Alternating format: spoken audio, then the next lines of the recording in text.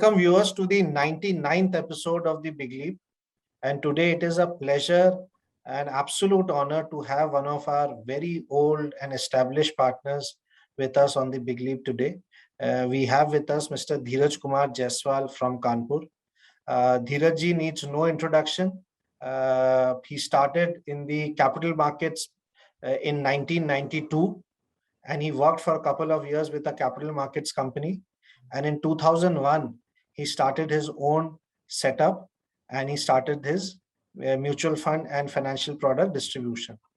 So in the last 20 years, it is staggering to see how Dheeraj sir has grown and has reached such great milestones. He and his team now manages investments for more than 3,000 families. There are almost now 13,000 plus investors and some 20,000 folios. These are very staggering numbers when you look at it, that how he has been able to achieve in the last 2 decades. He's one of the earliest proponents of digital as a part of the business strategy. And his son Tushar has also joined this line and is the next generation taking it ahead. तो Dheeraj sir, बहुत बहुत आभार and बहुत बहुत शुक्रिया आपको join करने के लिए. Thank you for coming on Big Leap. मैं तो कई सालों से आपको जानता हूं और आपका ये पूरा ग्रोथ देखा है and we have such a lovely journey to see. लेकिन हमारे दर्शकों को बताइए कि सारी कहानी शुरू कैसे हुई. सर, मैंने पढ़ाई करने के बाद मैंने ये म्यूचुअल फंड इंडस्ट्री में ज्वाइन किया. पहले फिक्स डिपॉजिट वगैरह का काम चालू किया, पोस्ट ऑफिस पॉलिसी वगैरह करते रहे. फिर क्या हुआ कि पापा मेरे टेलीफोन में जॉब करते थे और उनका इंटरेस्ट मेरा शेयर मार्केट में रहा. उसी को देखते देखते मैं भी बढ़ा हुआ. मैंने पढ़ाई के बाद साथ में ये काम चालू कर दिया. पापा ने कहा कि जो है आप इस लाइन पे आइए तो अच्छा रहेगा.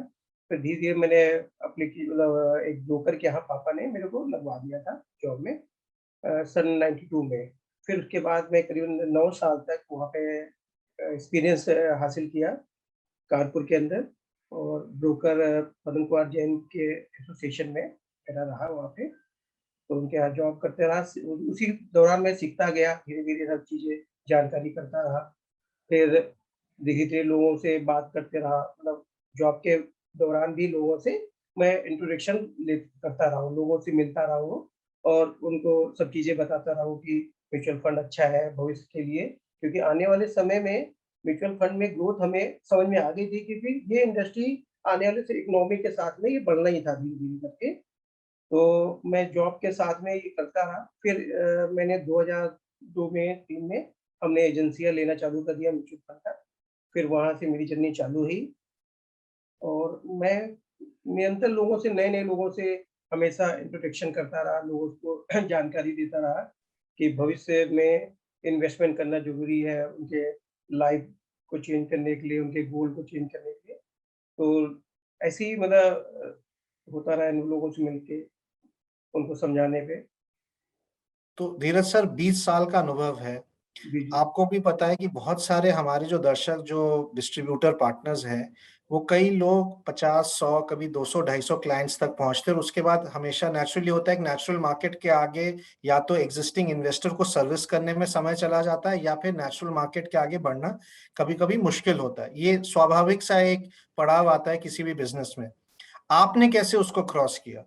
पहले 50-100 क्लाइंट से आप कैसे 500 पहुंचे, 500 से ये चीज 1000 कैसे गया, बढ़ा कैसे? क्या हुआ सर, मैं लोगों से मिलता रहा हूँ. उससे क्या है कि रेफरेंसेस उनसे लोगों से मिलते रहे. हमारे हमारे जितने भी कुलीग हैं, साथ में काम करने वाले, उनके फैमिलियों से मिलते रहे और लोगों को बताते रहे कि ये आने वाले समय में बहुत अच्छा अपॉर्चुनिटी है, आप अभी से शुरुआत करिए. एसआईपी के थ्रू लोगों को लगा इन्वेस्टमेंट कराते रहे, फिक्स डिपॉजिट भी कराते रहे साथ में साथ. और म्यूचुअल फंड में एसआईपी सबसे ज़्यादा मेरा हमेशा फोकस रहा है कि इससे थोड़ा-थोड़ा करके सेविंग भी होता रहेगा और लोगों का एक गोल के तौर पे एक लमसम अमाउंट जुड़ता जाएगा, जो उनके बच्चों के, उनके पढ़ाई में, उनके एजुकेशन में, उनके मैरिज में काम आता रहेगा. तो वो लोगों ने मेरे कहने पे इन्वेस्टमेंट करते रहे और ऐसे ही एक दूसरे से बताते रहे कि हिरन के थ्रू लगाने में ज़्यादा अच्छा रहता है. वो क्योंकि सर्विस में मेरा सर्विस बहुत इश्यू रखता था कि मैं लोगों से जाके घर पे मिलता था. क्या है कि शाम को ऑफिस के बंद होने के बाद हम लोगों से जाते, उनके घर पे बैठते, उनके फैमिली से बात करते और धीरे-धीरे लोगों से जोड़ते गए। फिर वो मेरी सर्विसेज़ को देख के लोगों ने मेरे को रेफ़रेंस देते रहे और 1 से 2, 2 से 4 ऐसे ही बनते रहे। तो सर, जैसे आपने बताया एसआईपी आपके बिज़नेस का काफ़ी बड़ा सेंटर पॉइंट रहा है और आपके क्लाइंट एक्वायर करने का भी ज़रिया एसआईपी ही रहा है। तो कोई नए पार्टनर है जो नए इस बिज़नेस में आते हैं, वो कैसे एसआईपी के थ्रू या कुछ और करके वो अपना इन्वेस्टर बेस बढ़ा सकते हैं, अपना रेफरेंस बढ़ा सकते हैं? लोगों से ज़्यादा लोगों से मिलने पे ही ये बिज़नेस ग्रो होगा और उनको एडवाइस भी करते रहे और सर्विस मेन इश्यू रखता है कि हमारे जो भी अभी इस कोरोना के दौरान काफ़ी क्लाइंट ऐसे हुए जिनके प्रॉब्लम खड़ी हुई, तो मैं उनसे बात करता रहा बीच में मतलब 2 साल के अंदर में काफ़ी क्लाइंट को जोड़ा है और उनसे हमेशा टच बनाए रखा है मैं हमेशा इन्वेस्टरों से। ये इस दौरान में आपने काफ़ी सारा अपना क्लाइंट बढ़ाने के लिए ज़रिया आपने डिजिटल भी यूज़ किया। जी, जी, जी। आपने तो कुछ उसके बारे में बताइए, ये कैसे आपको बिज़नेस मैनेज करने में और नए क्लाइंट ले एक्वायर करने में, दोनों चीज़ों में आपका डिजिटल ने कैसे सार्थक रहा?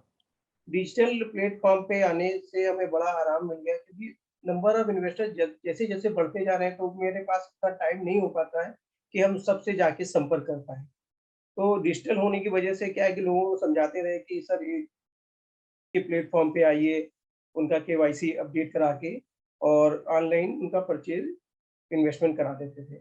वो ये हमें बहुत इसकी वजह से इन्वेस्टर बढ़ाने में हमें बहुत सहायता मिली है। ओके। जब आप इतने बड़े नंबर के इन्वेस्टर्स को मैनेज करते हैं, तो उनका एसेट एलोकेशन या उनको पर्सनलाइज़्ड सर्विस या उनकी रिक्वायरमेंट के हिसाब से इन्वेस्टमेंट उसी रास्ते पे है कि नहीं, उनके गोल्स सबके गोल्स अलग हैं, तो देयरफॉर सबके प्लान्स भी अलग होते हैं। तो इतने बड़े नंबर ऑफ इन्वेस्टर्स को आप कैसे पर्सनलाइज़ तरीके से आप मैनेज करते हैं?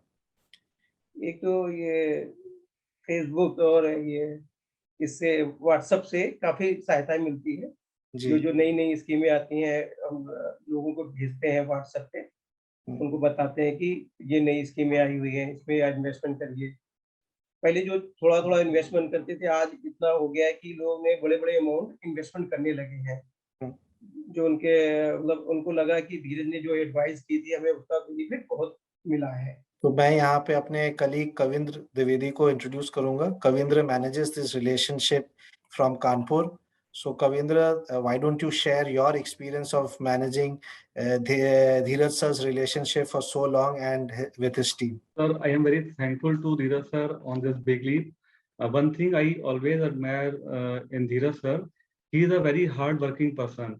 So he is a exact example for youngster who start their career in financial market. They can learn how to work and how to build your market and how to serve your market. So these things I always learn from Dheeraj sir और कोशिश करता हूँ कि sir की तरह मेहनत करूँ। तो सर का अभी जो 5 साल का जर्नी रहा है अपने साथ में, तो उसमें मुझे एज़ रिलेशनशिप मैनेजर बहुत सारी चीज़ें सीखने को मिली हैं कि कैसे अपने मार्केट को ग्रो करते हैं। एंड ही कंटिन्यू वो हमेशा उस पे निरंतर प्रयास करते रहते हैं कि कैसे वो उसको और बढ़ाएँ। तो जो सर का एक मतलब बिज़नेस को लेके कैसे उसको बढ़ाना है, हर दिन वो कुछ नया करने की कोशिश करते हैं, कुछ नया ऐड ऑन करने की कोशिश करते हैं अपने बिज़नेस में। Right, thank you Kavindra for that. तो धीरज सर, हमारे जो ऑडियंस है वो ज़्यादातर एमएफडी पार्टनर्स हैं हमारे, उनके लिए आप क्या एडवाइस करेंगे about the profession going ahead? उनके लिए यही एडवाइस करेंगे, लोगों से हमेशा टच बनाए रखना पड़ेगा। आप चाहे जिस फ़ेज़ में हो, जैसे कोरोना के समय लोगों ने इन्वेस्टरों से टच नहीं बनाया, तो उनको काफ़ी यदि उनसे टच बनाए रखते तो उनसे उनको समझा के उनसे इन्वेस्टमेंट लिया जाता था क्योंकि इस तरह के फेस है मेरे पापा ने मतलब 2008 में मेरे पापा रिटायर्ड हुए तो उन्होंने म्यूचुअल फंड में या स्टॉक मार्केट में जब खराब दौर रहा तो उन्होंने डाला कि जब भी खराब रहे उस समय इससे पीछे नहीं इसमें डालना ही चाहिए इन्वेस्टमेंट करते रहना चाहिए क्योंकि ये अपॉर्चुनिटी बार बार नहीं मिलती है तो 4-5 सालों में 10 सालों में एक बार इस तरह का फेस आता है तो उस समय दूर नहीं होना चाहिए इस बाजार से और इसमें अपने इन्वेस्टरों को साहस देना चाहिए कि आने वाले समय में ये इंडस्ट्री ग्रो करेगी और बढ़ेगी। अभी तो जो है बहुत कम लोग जानते हैं इस इंडस्ट्री में, इतना बड़ा है दायरा है कि आप लोगों से ज़्यादा लोगों से मिलेंगे, क्योंकि अभी भी बहुत कम लोग इस mutual fund industry, stock market में लोग आए हैं। अब तो इस कोरोना की वजह से तो ये अच्छा हुआ कि 2 साल के अंदर वो नीचे भी लेवल देख चुके हैं और ऊपर का लेवल देख चुके हैं। तो लोगों में विश्वास आया है कि जब खराब दौर रहे तो इन्वेस्टमेंट करते रहना चाहिए। जी सर। कि मैंने अपने बेटे को एमबीए कराने के बाद इस इंडस्ट्री में ले आया हूँ, क्योंकि ये यस, इंडस्ट्री से बढ़िया कोई इंडस्ट्री नहीं लगती सर। आई क्योंकि एग्री। इसमें इतनी अपॉर्च्युनिटी है, इतना आप कमा सकते हैं मेहनत करने के बाद। और हम सब सभी से बोलेंगे अपने बच्चों को इस इंडस्ट्री में लाएँ और आगे उनकी ग्रोथ है इस इंडस्ट्री में। Totally agree sir. इससे बड़ा वैलिडेशन नहीं होता है जब सेकंड जनरेशन सामने बैठ के इन्वेस्टमेंट मैनेज करे। उससे ज्यादा कॉन्फिडेंस इन्वेस्टर को नहीं आ सकता है कि पीढ़ी दर पीढ़ी हमारा पैसे को मैनेज करने वाले के लिए कोई सामने है। जी, Totally agree with you on that. And we wish you all the very best to you and Tushar when he is now that he has joined the business. तो हमारी और आपकी, मेरे एसेट और आपकी रिलेशनशिप कई सालों से चल रहा है and we thank you so much for that and we wish you all the very best. And thank you viewers for watching another episode of The Big Leap and thank you for being with us during this journey and thank you Dheeraj sir. Thank you sir, thank you. Thank you. आपको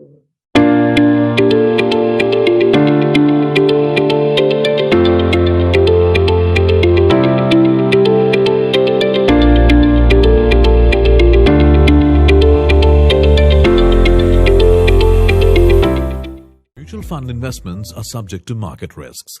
Read all scheme-related documents carefully.